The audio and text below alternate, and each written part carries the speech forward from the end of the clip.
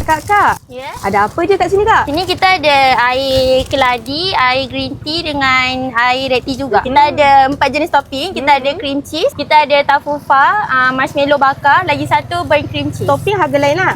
Topping harga lain. Kalau yang kosong semua sama je, RM5 je untuk per cup. Sebelah ni sama ke? Oh, sebelah ni sama je. Ada Kita apa tu? ada Vietnam roll. Kita ada macam-macam jenis. Kita ada crab dengan sausage. Yang ni harga RM3. Chicken slice, udang dengan beef pepperoni harga RM4. Cheese, sausage, dan ada lagi satu crab yang harga RM5. Okay, ni Anna nak kunyah taruh cream cheese bakar.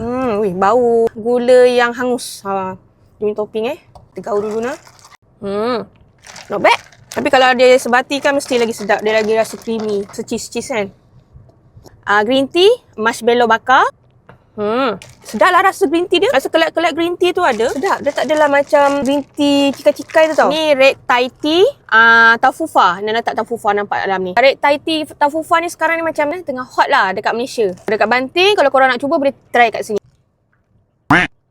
Lokasi kita berhampiran dengan sekolah SMK Bandar Banting. Tak pun korang boleh je library Banting, tak payah fikir Banting.